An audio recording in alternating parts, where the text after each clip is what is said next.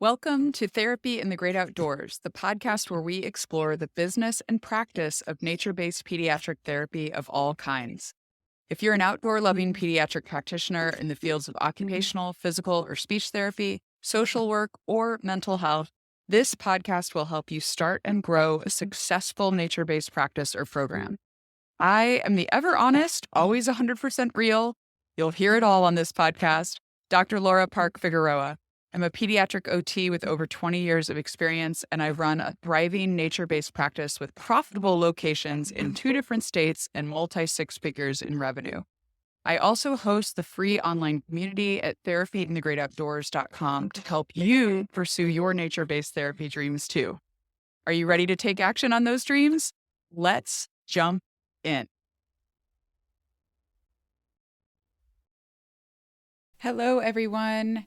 I have to tell you right off the bat, I am so happy that I have decided to stop publishing the podcast to YouTube because I realized that it was really a weight on me and it made me not want to record the podcast because I am not someone who gets dressed up cute and puts on makeup every day. And I felt like I always had to look presentable to record a podcast for you all because we were starting to publish the episodes on YouTube with like video of myself. Y'all may look back at those videos and go, wow, Laura, it really doesn't look like you got ready for those videos either. But I assure you, those were my more presentable days.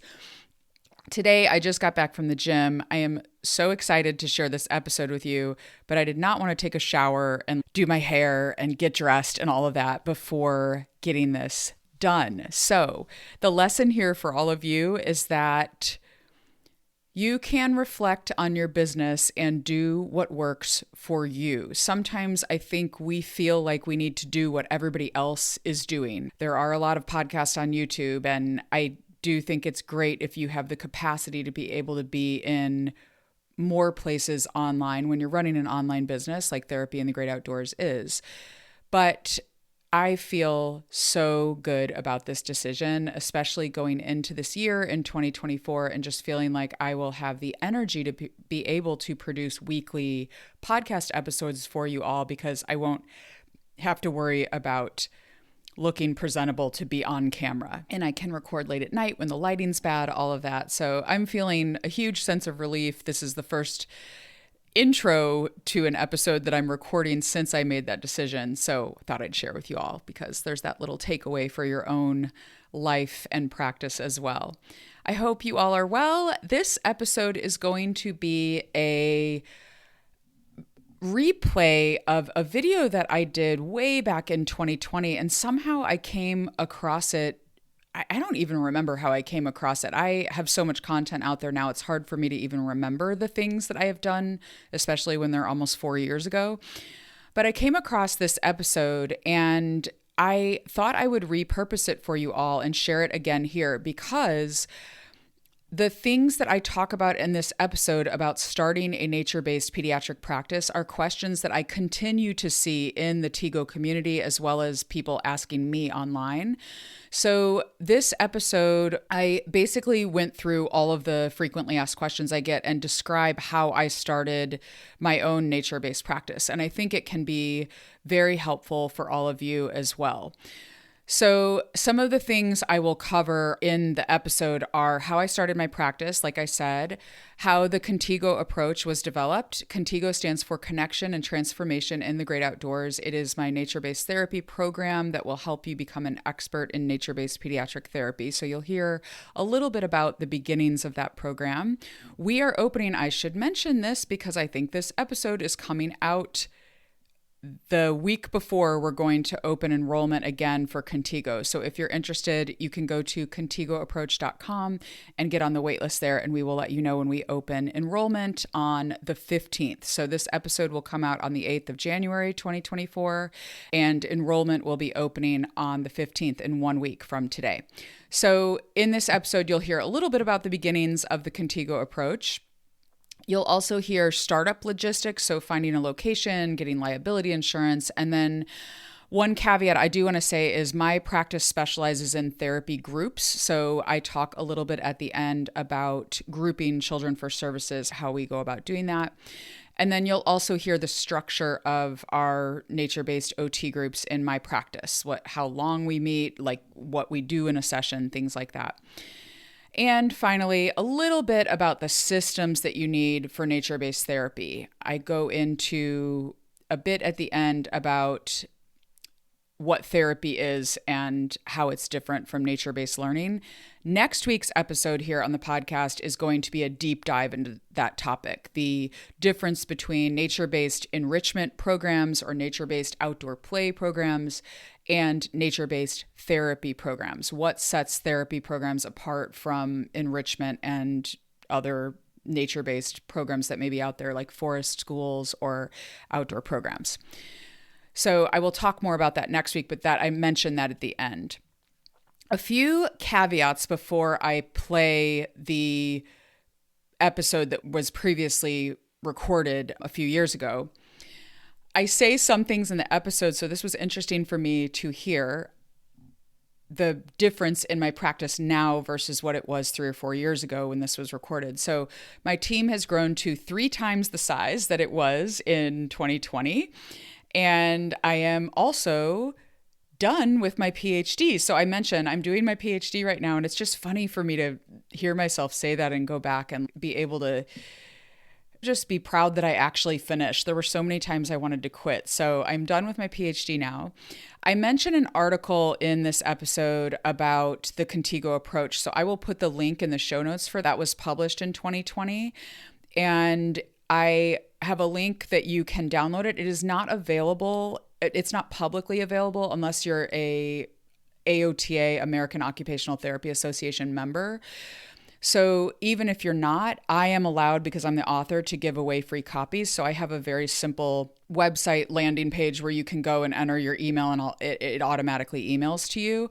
You are not added to my email list or anything if you want to download that article for yourself. So that is available for you. The link will be in the show notes. All right. Finally, before I play the pre-recorded part of this episode, I answer some frequently asked questions in this episode, but I hope that, and if you've listened to me at all for any period of time, I believe that we should be willing as therapists and as practice owners, we should be willing to invest in ourselves in order to get the resources and support we need in order to deepen our understanding, deepen our clinical reasoning, and deepen our business sense, really. One podcast is not sufficient to help you start. The title of this podcast is How to Start a Nature-Based Pediatric Practice, but I just want to be very clear that you absolutely need ongoing support. I cannot emphasize this enough. Do not wait to get support early on in your work as a nature-based therapist. To really become an expert in nature-based therapy, it takes time and energy, and you need ongoing mentoring and support, which is what we give you inside of the ConTiGO program. ConTiGO is for you therapists out there that want to become experts in nature-based pediatric therapy. It's not for people who are just dipping their toe in the water. It's not a 30-day limited access. You get lifetime access to all of the content and all of the mentoring that we provide on an ongoing basis. It is definitely for those of you who want to really delve into expertise in your nature-based therapy work. And if that's right for you, again, you can join the waitlist at contigoapproach.com. So let's dive in to this episode, and I'll do a little wrap up at the end as well. If you've been listening to the podcast for a while, you may know that I am the owner of Outdoor Kids OT, which is a nature-based pediatric practice. And in this episode, I am going to share my top tips for starting and running a nature-based practice, because I get questions about this all the time. So I am going to give you a little background about how I started my practice, and then talk to you about the startup, the structure, and the systems you need for nature-based pediatric practice in particular. Okay, let's just jump right in. So I started Outdoor Kids OT with just me. I was a solopreneur. But from the start of the business, I was really thinking like an entrepreneur because I really wanted this, whatever I learned, to be able to help other therapists to do the same work, because I knew that there was something unique to working outdoors. And I knew that this was something that made so much sense for pediatric OT, right? Most of us as pediatric OTs can just look at nature and know the sensory and therapeutic benefits that it offers for children. So I won't go into that too much in this podcast because there's a ton of literature. You can read about that out there. But I started just as me. And the second year in business, I hired a few part-time OTs, and several of those people are still with the practice to this day. And now we're a really small team. So right now I have 3 part-time therapists that each run a group or 2 during the week. And then I'm running the business, and I have a practice manager who helps with the admin and the management stuff. And we have someone that we contract with to do social media for the business. So that's the team I'm managing right now. Now, as I started this work, something that I did was I took notes like meticulously and was really consistent. You may laugh to know this, but I'm not really a consistent person. I get bored really quickly, so I'm not good with routines, and I have to constantly revisit my routines and get back into them. But one of the things that I did really consistently when I started Outdoor Kids OT was I took notes, reflective practice notes, and my documentation on kids' goals. And I took notes about what really worked, and I was at the very beginning thinking a lot about developing a framework to help other therapists take their work outdoors with kids in alignment with what research says is best practice when we work outdoors. So what developed out of that was the ConTiGO approach. So ConTiGO stands for Connection and Transformation in the Great Outdoors, ConTiGO, ConTiGO. And I am actually pursuing my PhD right now in occupational therapy, and I am studying nature-based occupational therapy. So it's not a program in nature-based OT, it's an OT PhD, but my specific area of practice and my line of research will be specifically related to nature-based pediatric practice. The ConTiGO approach grew out of this, and the ConTiGO approach is actually, I forgot about this. It was in my notes to tell you guys. I just wrote an article about it, actually, that just got published in the special interest section in the August issue of AOTA's special interest section quarterly. So if you're a member of AOTA, you can go to the website there and look at the SIS section, and it is called Nature-Based Occupational Therapy for Children with Developmental Disabilities, I think is the title. I don't have it right in front of me. But it just got published, and so it goes into the framework and gives a case study and kind of talks more about what is involved in the ConTiGO approach. But I'll go through those really briefly right here. So the connection piece stands for the approach being focused on connecting children to one another, to other people, and connecting them to nature. So that's a foundation of the ConTiGO approach. The transformation word refers to using evidence-based practice. So we take what research says works well with children and what we have evidence for, and we use that in partnership with nature outdoors to address children's goals. And finally, the GO, Great Outdoors, stands for the setting of our services when we do nature-based work with children using the ConTiGO approach. The setting is in an immersive nature setting. So there's a lot of theory behind this. I won't go into it here. But basically, an immersive nature setting is somewhere where children and adults can feel away. You can feel a sense of relief from daily life and can feel that sense of forgetting about your problems and just being present in nature. And for kids, it's getting into the enjoyment of play, really, and not thinking about stressors in daily life. Immersive nature settings tend to be rather uncultivated. They're not like near buildings or near roads and cars where those things remind you of the built world, right? But if you're in an immersive nature setting, you're away from those things and feel like you're away, okay? And also, I want to say, too, that Great Outdoors piece in the ConTiGO approach refers to nature as a co-facilitator. So I think often we find ourselves saying we use nature as a setting or we use nature to facilitate children's goals.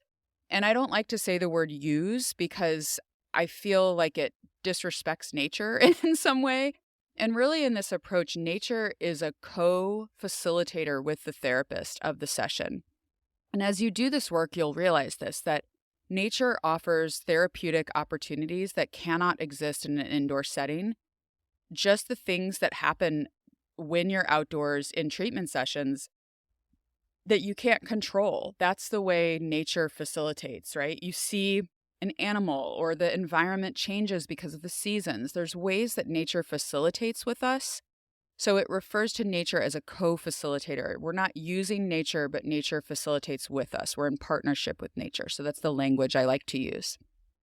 Okay, so let's dive into the first topic of startup logistics. These are things I often get questions about. So I want to, in this episode, answer a lot of the frequently asked questions that I get. So then I can refer people when they ask me these questions to say, oh, I covered that in the podcast episode, and refer them here so you guys can have all the information in one place. So startup logistics. So one of the things people often ask is, how do you find a location? And the honest answer is this takes time and work and energy. You need to physically go to a lot of different locations, and you need to be in those locations and experience and think about what it would be like to be with a small group of children in these locations. And you want to consider things like the setting feeling away, like what I just talked about.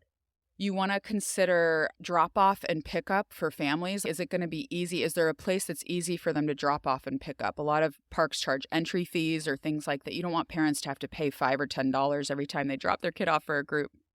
You want to think about privacy. So if you're not using private land, now that is something I would encourage you to do. If you live in a more rural area or an area where there might be private land you could use, I would encourage you to consider that. But if you have to use a public park system, I'm more thinking about people that are in urban or suburban areas where you may not have a ton of land, of private land at your disposal.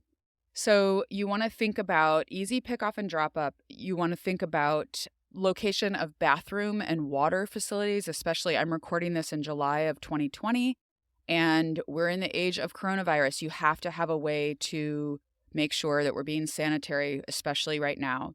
And then you also want to think about privacy. I think I just mentioned this and now I'm circling back to it, but privacy is really important because a lot of times if you're in a public space, people walking by or people with their dogs or other groups of hikers will distract children from their play. And so when you're looking at a public park, I always look for areas that are like off the beaten path a little bit where you're still allowed to use them, but a space behind trees near the trail or a space, a picnic site that might have a little alcove in the trees behind it or something where you could be a little bit away from where the main trail and the main traffic of the park is going to be. And there's no short way to find these places. You really have to physically go to places in your area and find what would be best. The other thing you need to consider with a location is permitting. So make sure that if you are using a public space that you ensure that you do not need a permit or that you have the necessary permits. Not that I learned this through any mistakes I might have made. Okay, moving on now. All right. So that's it for location. Those are just some considerations. There's a lot of other things, but that's the basics. Another question I often get about startup is liability insurance. One of the things I would suggest to you if you are starting a nature-based practice is to use the word community-based practice, okay, rather than a nature-based practice or an outdoor practice, because those words scream liability risk to insurance companies. If you use community-based practice, you are a community-based practice because you work out in the community, because a public park or outdoor space is a community space. So that is the language I would use. And I insure my practice. They have my website, so they know I'm an outdoor practice. And I insure my practice as an occupational therapy practice. So I have general liability and professional liability insurance for myself, the practice, and for all of the therapists that work for us. And it is not any more expensive. Like I think I pay $65 a month or something for my practice. And again, we're very small, very small. We only offer 20 hours or so of therapy per week. So it's not for a few small groups of kids. And I'll get into that in a little bit. But you definitely, with liability insurance, that is my top tip, is to use the word community-based practice when you inquire with insurance companies. Okay, so let's get into some of the structure of the group now. So those are some of the startup logistics. And I want to get into the structure of the group because this is another question I get a lot of the time. Like, how many kids are in the groups? What types of kids do you serve? What's the structure? How does it go? So I'm going to answer those now. So the structure of our groups, we started with 90-minute groups, and that wasn't quite long enough. So now our groups are an hour and 45 minutes or 2 hours long. So you need more time when you're out in nature because you have to walk or hike to where you're going. You have to let the kids get into the flow of being outdoors, and you don't want to rush them. That is the beautiful thing about nature-based therapy is if you have more time, if you structure your groups in this way to have more time, you don't have to rush the way you often feel like you have to in a traditional half-hour therapy session. I know when I worked in the schools, sometimes my sessions were only half an hour long. It's crazy short. So we use a longer session. We group children in groups of 4 to 6 kids, and ideally we have 3 to 4 kids that are getting OT, and then we have 2 or 3 kids that are peer playmates who are just like neurotypical kids who are out there getting the experience of playing in nature with friends. So we use an inclusive model. Now, I will say the challenge is marketing. So marketing is really hard to get those peer playmates. And sometimes we do have groups with more OT kids than peer playmates because it's hard to market to the peer playmate crowd and also market that we're an OT service. I would just say that I really encourage these inclusive models where it's a mix of different kinds of kids. But just being really honest, sometimes it's hard marketing-wise to market to 2 different crowds of people. The types of kids that we see are typically, so I'll share the tagline on our website is we help kids grow more coordinated, confident, calm, and caring. And those words stand for what we work on in the ConTiGO approach treatment models. Coordinated refers to our children that have coordination issues, obviously like fine motor, gross motor skill challenges. And these are kids that might have dyspraxia or developmental coordination disorder or maybe no diagnosis at all, but just really struggle with their motor skills and need to become more confident with their motor skills. So the outdoor setting is wonderful for that. All the uneven terrain and the climbing we do and the movement, there's just so much movement in a nature-based session. They're moving the whole time and so good for kids that have coordination issues. The next one is confidence. So this is how we refer to work on mental health. So we want to, in the ConTiGO approach, we want to encourage children to have a positive mindset, to push through obstacles, to reframe negative thinking, to see failure as opportunities for growth. We actually call them fail learns. If we fail, we celebrate it as an opportunity for learning. So if someone falls down or if someone messes something up on an art project or something, we like, hey, oh, that's amazing. That got messed up and that means you're learning. So it's like a real culture in the group to foster that growth mindset. Mental health is another area that we work on.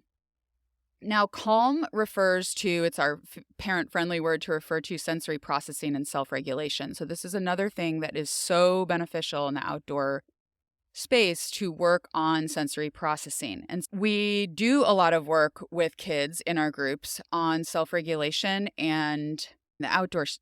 I don't think I need to convince any OT listening to this. Now, maybe if you're from another profession listening, you can read up on this, but the outdoor world in nature is so beautifully balanced with being a stimulating and exciting environment while also at the same time being very calming. And so the sensory input that kids get when they are outdoors in nature is so different than an indoor clinic-based setting, right? It's just complete. You can't even really compare the two because they're so different. We love the outdoor space for that reason because it's a great place to work on sensory processing needs in kids.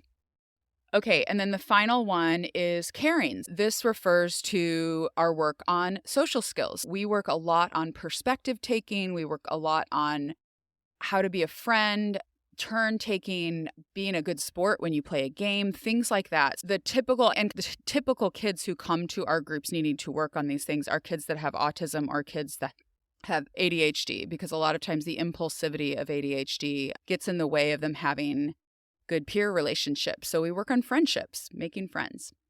So that's it. So that's the kind of the types of kids and the things we work on in our groups. I talked about grouping kids. I talked about how long the groups are. And then the structure of the group, like the actual sequence of events that happens in the group. Every therapist has their own way of weaving these elements together, but generally the groups all include a main therapy activity of the day and a healthy snack time and time for supported free play. So I'll talk a little bit about what each of those things involves. For therapy activity, this is the therapy activity that is planned that day to address the children's goals. So I'm going to get into the therapy process in a little bit. But if you need ideas, or if you're just getting into nature-based practice and you need ideas for some activities to do outdoors with kids, I have a book. It's available on Amazon. It's called Therapy in the Great Outdoors. You can look it up. There's 44 activities based on all that writing that I did my first few years of practice to write down what actually worked for kids. So only things that actually worked made it into the book. The failures are not in there. So plenty of things I tried that did not work. So yeah, if you need ideas for therapy activities, you can just grab that and use it, and it'll give you more than a whole school year's worth of activities you could try.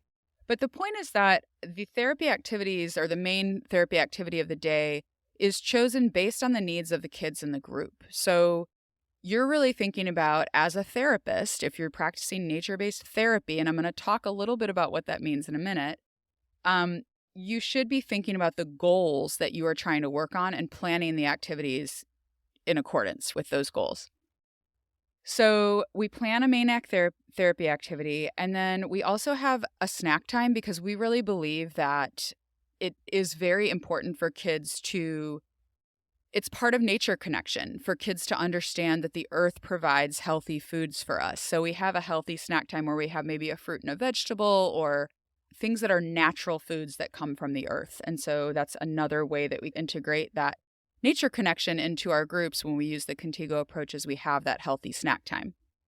And then finally, we have, during each 2-hour-long session, we have at least 45 minutes of supported free play time. And when I say supported free play, the supported part is important. It is not just a time for the therapist to stand back and relax and let the kids play, right? I guess I'll get into the systems now as I'm talking about this. So this idea of supported free play is really important, because a lot of times we hear in the media how important nature play is for children and how important outdoor play is for children. And I think there are some children who need more than just nature play. And we are seeing those kids in therapy when we do outdoor nature-based therapy. When kids need more than just nature play, we need to be supporting them to develop the skills they need as they play in nature. So what I mean by supported free play is that we do stand back and we do let the kids play during this time. But the therapist and the other staff in the group I didn't mention that. We never have just one person out with kids. We always have a couple of volunteer staff or OT students or an OT assistant or someone who's with the therapist with a small group of kids. So we always have at least 2 adults with 4 to 6 kids. Okay, that being said, sorry, that should have gone back and startup logistics and setup stuff. So during that supported free play time, they're standing back, but they are looking for opportunities to help expand the children's play, to help them practice inquiry-based learning, to help them expand their thinking, to help them be a good playmate to their friends in the group, to help them join in play, to help them try new things. So we're not like hovering over them necessarily, but it is a time to support children's free play. So they have a choice of what to play, but we will hop in and give support where needed so that they can really get the most out of that free play experience in nature. I could go on and on about this. So those are the 3 main elements of the session. We also write down a schedule for the kids and things like that. But basically, that's the structure. Now let's talk about systems. So this is going to get a little more into that not just nature play idea. When you are offering nature-based therapy, You need a therapy process, okay? You need to be doing a therapy process behind the scenes, all right? It is different than a nature-based learning experience or nature-based education or nature-based enrichment or nature-based camp. Therapy is different than these things. When you are offering a therapy service outdoors, you need to have a therapy process going on behind the scenes to actually call it therapy. So we should not be calling, this is a big beef of mine, can you tell? We should not be calling things therapy if they are educational experiences for children outdoors. Most therapists are allowed to provide health and wellness services underneath their practice act or their licensure or whatever you want to call it, the laws that dictate how we practice. But we should not be providing a general outdoor experience for kids and calling it therapy if we are not going through a therapy process behind the scenes. So what do I mean by a therapy process? Individualized assessment. I mean writing the goals based on that assessment in collaboration with the families, documenting on the goals, progress reporting to families. Oh, and I forgot, planning intervention, right? Documenting and progress reporting to families. That process that we all know that goes along with good therapy indoors applies outdoors as well. Now, there's a few extra things you may want to look at when you work outdoors, and I won't get into all of those right here. I mean it a little bit provocatively when I say nature-based therapy is, quote, not just nature play. I actually put this on the slide when I did a training on the ConTiGO approach last fall. I put this on the slide, not just nature play, to be a little bit provocative because we all know that play is the most important, right? It's the work of the child. It's the most important thing that kids do is they learn through play.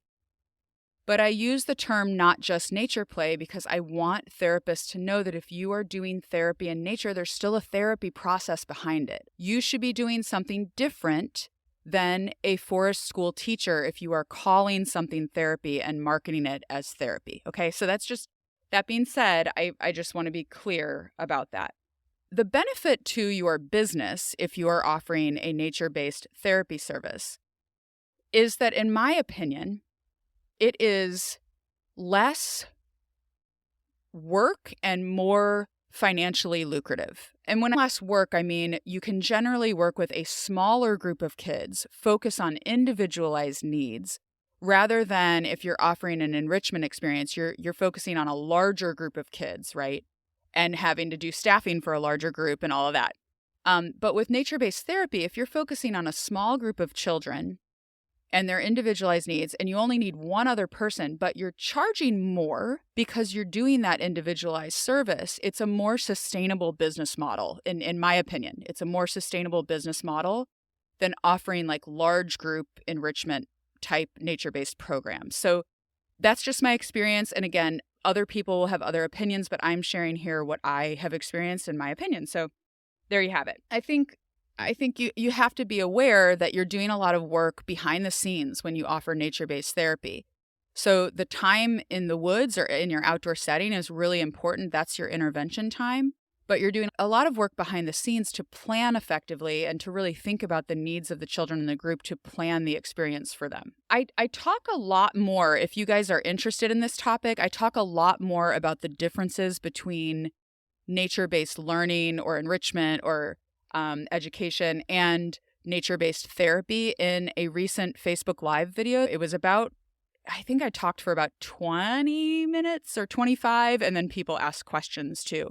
So that is there as a resource for you if you want to hear more about the differences between nature-based learning and nature-based therapy. I went into the principles, purpose, and process, and then precautions for marketing of nature-based learning and nature-based therapy in that Facebook Live video. So if you're interested, head over there.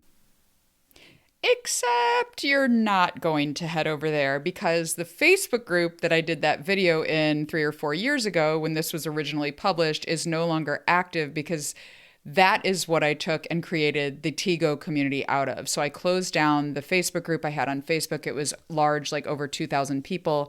And then I moved all of my services over to the Therapy in the Great Outdoors community. So I am going to make that next week's podcast episode. We're going to delve into that topic of what actually sets nature-based therapy apart from nature-based learning or enrichment or education services. I think this is something that we as pediatric therapists have to really embrace and really understand in order to be successful in our nature-based practices. So I hope that you got some good learning and some good value out of this episode, and I will see you next week to talk about nature-based therapy versus nature-based learning. Bye! Thanks for joining me today for Therapy in the Great Outdoors. If you want valuable advice as you start or grow your nature-based pediatric practice, get my free ebook, The Nature-Based Practice Roadmap. It is a guide to help you focus and avoid costly mistakes as you start or grow your outdoor work with children. In it, I share the 4 stages of nature-based practice, what you need to focus on and common mistakes to avoid in each stage, plus a checklist of specific action steps for you to take at each stage in the process. Get it at therapyinthegreatoutdoors.com/roadmap. So until next time, get outside, connect, reflect, and enjoy therapy in the great outdoors.